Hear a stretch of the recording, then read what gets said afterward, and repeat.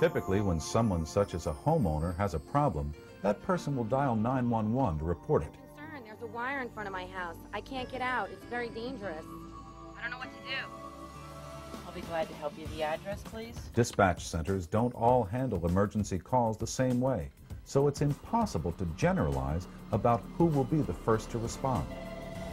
One might assign the closest emergency unit to the scene.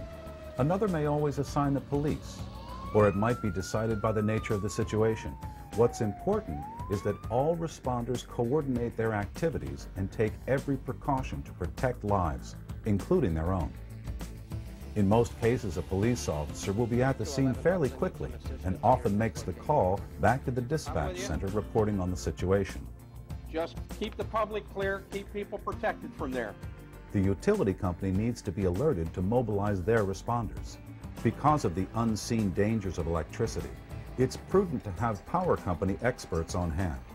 And with different agencies involved in many emergencies, don't assume the utility company has been notified.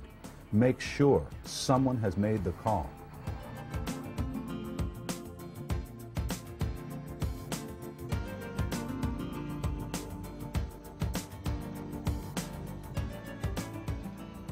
When electricity is involved in an emergency situation, extreme precautions need to be taken.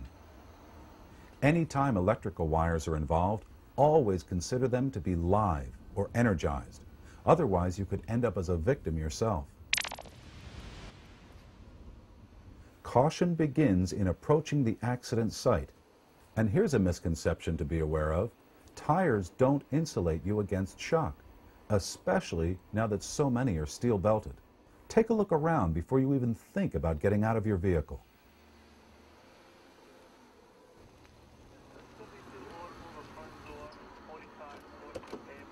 There may be damaged wires which are close to breaking and falling, even though they're a considerable distance away from the accident area. Unless it's not possible, park on the side of the street opposite the power lines, a good distance away, at least the span of 2 utility poles. Observe everything you can that might be out of place in the area, including possible damage to utility poles. Also, high voltage lines can be small in size and easily missed, especially when visibility isn't good.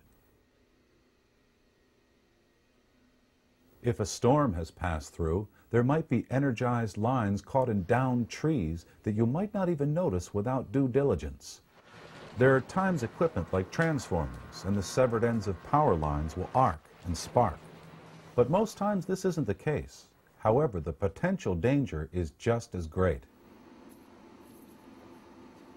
With this in mind, remember, don't touch any power line, regardless of whether it appears to be energized or not. This applies to large and small wires.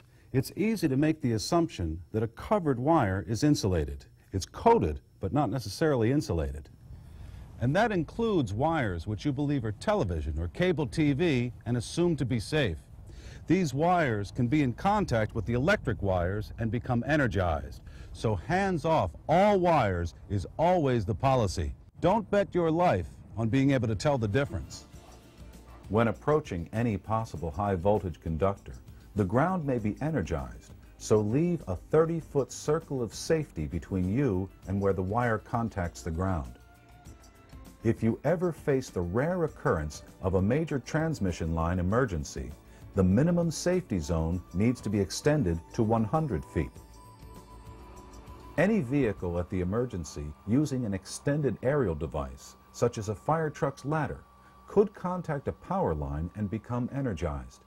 The extension must not be closer than 10 feet from any overhead power line. And remember, wires always have the potential to energize trees and limbs when in contact. So along these lines, safe perimeters need to be established for public access. Let's review some of the key points in this section.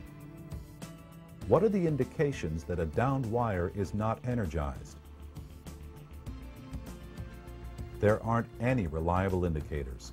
Assume that every wire is energized. True or false? The insulation provided by auto and truck tires and rubber boots protects you from electrical shock. False. They may provide a degree of protection, but not full protection. What is the minimum safe distance from an energized point of contact from a down distribution line? 20 feet? 30 feet? 40 feet? 30 feet is the minimum circle of safety which you need to maintain.